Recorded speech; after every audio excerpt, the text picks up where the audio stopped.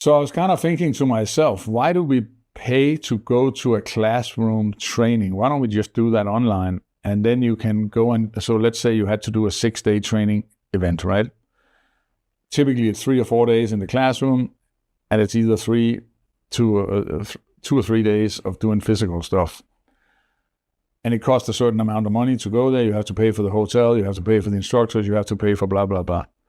Why not do the 3 days that you have to do in the classroom online at home before you get there, so you're ready to train when you get there, so you can get more out of it. You're smarter when you get there. And EP Access worked with some success. We trained thousands of people. So for the haters that say this system doesn't work, it absolutely works. And I don't really care what people say. If you look at any training for even special forces, for pilots, for surgeons, for whatever, there's online elements to it. But don't get me wrong, of course it doesn't teach you everything. But it can definitely teach you the theory of what it is that you're doing. Well, I think, and I completely agree with you. I'm actually glad you touched on that, because it cracks me up. When these haters get on and say, you can't learn EP through online training, blah, blah, blah, blah, blah, blah, blah. I have a lot of thoughts on this. My Alive Instructor certification course was all in person before COVID. And then all of a sudden COVID hit, and I'm like, I've got 13 people in New York in 3 weeks that I'm supposed to be there, but the quarantine time is 10 days in New York before you can actually go out in public. It'll never happen. Hey, kicking and screaming, I finally said, okay, I have no choice. Put the course online via Zoom webinar. Wildly successful. Everybody says it's just as good as being in person. I was forced into that. So then when I see and hear people talk about, oh, you can't teach EP online. Well, like you said, you can teach conceptually in a classroom, and then you can practice what you've learned out in the field doing scenarios and simulations. Why the hell not take an online course in the privacy of your own home when you're tuned into it, which, by the way, you can take 10 times before you go out and do the physical side. It just proves some of the moronic, idiotic, bullshit behavior of some of the people in our industry. Well, you can think about it like that. Most people in our industry that hates evolution and change and whatever, it's kind of like, I mean, you can look at it, a school like Stanford do half their stuff online. Yep. Right? I mean, my daughter went to UW. They switched all their stuff online, and she graduated with higher score? Grades. Yeah. Then she did the years she did physically, right? We're different. I get it. And yes, it's a new way of thinking and all that stuff. But of course it can be done. There are studies, there are people who does nothing but study how do we learn and how do we absorb knowledge and whatever. There's manuals for how do you build this done by smart people. So of course we in EP are the smartest guys in the world, and we're very driven by our knowledge and our egos and whatever. And more power to them, right?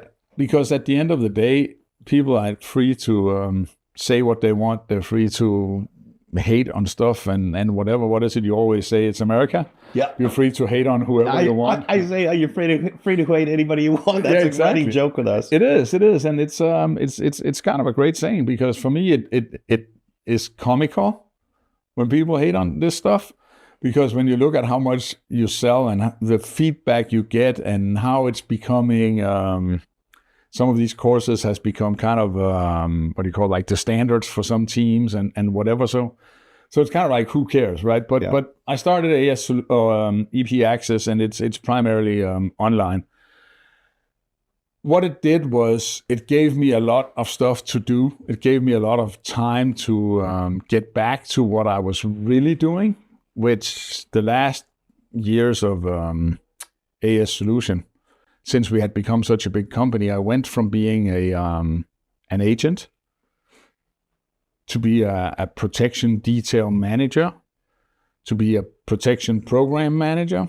But then things kind of changed. All of a sudden, spreadsheets, investor relations, even some shareholder meetings, whatever. And I learned a lot from it, but it kind of took me away from what I wanted to do. When I started EP Access and I all of a sudden had to do these courses, it took me back to what I really, really loved. And that was sitting down thinking about how do we do this the best way. And I'm not saying it's the best way, but I learned a lot of over 20 years of traveling 250 days a year. And, people always ask me why I kind of come up with these concepts in protection and all that. And there's a reason for it. It's not that I'm smarter than anybody, but if you can imagine, most people that live in the executive protection space protect one or two clients. I was a vendor with embedded teams from 30 different clients, meaning that there were 30 EP managers that did things in a different way. All I had to do was just learn a little from all of them, put it all together, and then you had something new, right? So there's nothing about that. So when I sat down and started doing these courses, it took me back to that. And I really liked that feeling of doing this stuff again. But when you have a EP school or EP training school or whatever, and you do a lot of what you do online, at 9 o'clock in the morning, and I like to start my day at 7, at 9 o'clock in the morning, you answered the emails, you kind of gone through what you need to do. So it would never be enough to satisfy me completely. You know what I mean? I still had the urge for the hustle. I love the people in the industry. I love the actual part of the complexity of the EP stuff and all that. And I was really missing that. So when Joe came to me and said, hey, what do you think? Are you up for coming in and joining a new company? He was at a situation where he can't grow La Sorsa International, which he's had for 20 years anymore.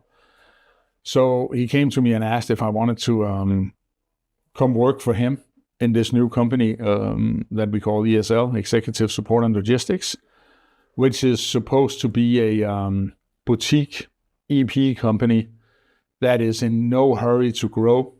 It's all about doing things right. We call it EP 3.0 because we try not to do anything the same way as we used to do it. So it's super exciting for me, actually, to be honest. Well, it's funny for me, and a lot of people know that I refer to you this way, and you laugh when I do, but I call you the Elon Musk of executive protection, which I know you hate. But yeah. And Joe La Sorsa, your new partner, calls you a Jedi Master, which I think is also pretty funny. But I remember it took us 4 hours to drive from, Orlando to Miami, because GSX to a different conference or something like that. So for 4 hours, we sat there and talked about the industry. Mm-hmm. And you started telling me about these ideas and these concepts and these things you think about, mm-hmm. that I'm going, my God, who thinks about this stuff? And it was, at that moment, I realized how much thought and consideration, mm-hmm. you put into our industry, but not just the nucleus, but everything affected by it, and the clients, the principals, the agents, the buyers, the producers, everybody involved. Mm-hmm. And then you're thinking years down in the future about this. That's right. And I think that's part of the reason you came up with EP Access.